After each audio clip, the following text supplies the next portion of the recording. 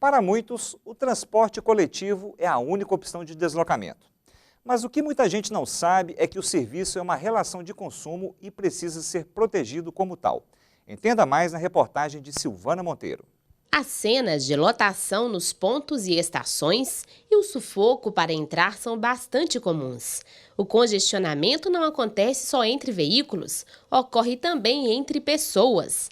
Além da superlotação, outras questões foram levantadas em uma pesquisa realizada pelo Instituto de Defesa do Consumidor.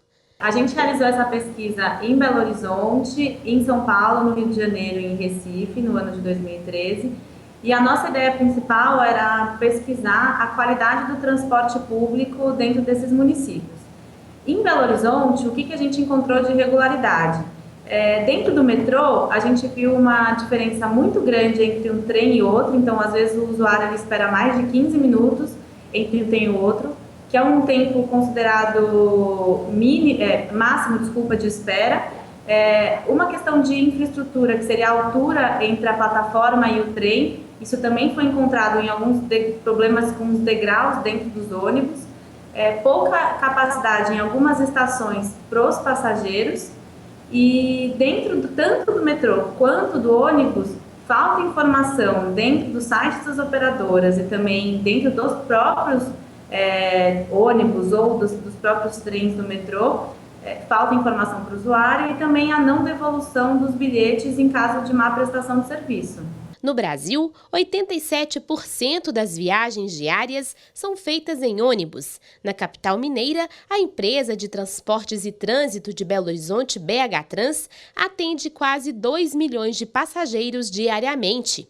Atualmente, a BH Trans tem uma frota de 3.030 veículos. Em dia útil, o sistema atende 1.600.000 passageiros em 27 mil viagens diárias. Uma conta que não fecha. No entanto, o representante da BH Trans explica que a frota é administrada para atender bem o consumidor em horários de pico. Consideração básica para o dimensionamento dela é exatamente o atendimento nos horários de pico, né? No horário de pico a gente tem um volume muito maior de passageiros, tem uma demanda muito maior, consequentemente, de viagens, né? Então essa frota ela é dimensionada exatamente para tentar atender da forma mais satisfatória possível esses horários de pico, né? Lembrando que nos contratos que foram firmados com esses consórcios, existem alguns critérios pré-estabelecidos de níveis de atendimento que precisam ser, obedecidos, né? Para que a BH Trans entenda que o nível de oferta, o nível de serviço é satisfatório. Ao utilizar o serviço de transporte público, o cidadão estabelece uma relação de consumo com as empresas. Em se tratando de uma relação consumerista e, evidentemente, o passageiro sendo uma pessoa considerada pela lei como hipossuficiente, ela está na condição de que ela é protegida por essa relação jurídica de relação consumerista. Nessa situação, ao fornecedor de serviço compete todas as providências no sentido de que o transporte público seja prestado da maneira mais eficiente e, consequentemente, da maneira mais segura para o usuário. Usuários por diversos motivos e necessidades, que muitas vezes dependem exclusivamente do transporte público.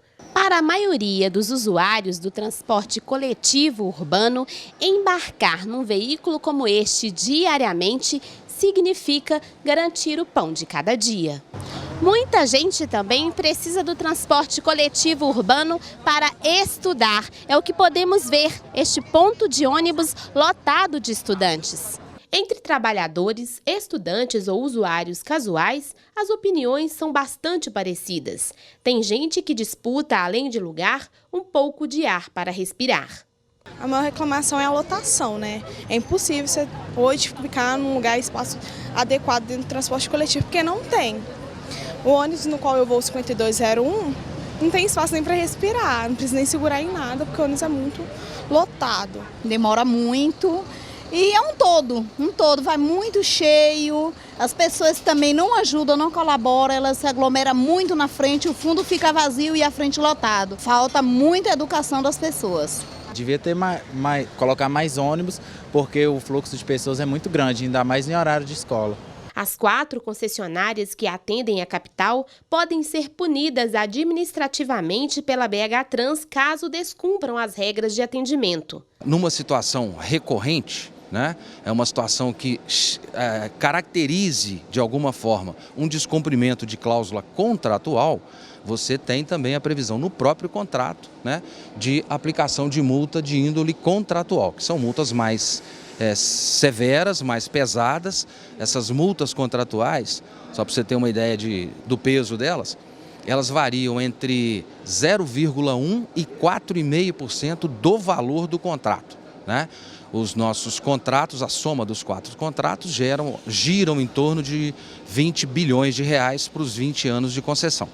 Então, é um peso significativo. Então, é mais um cuidado, né, para que situações que infringam o contrato não aconteçam. O magistrado destaca a responsabilidade objetiva do prestador de serviço e a possibilidade de condenação judicial.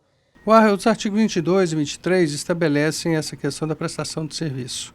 O artigo 30 do Código de Defesa do Consumidor. O artigo 37, parágrafo 6 da Constituição, estabelece que a concessão desse serviço coloca o prestador do serviço na condição de um agente do Estado.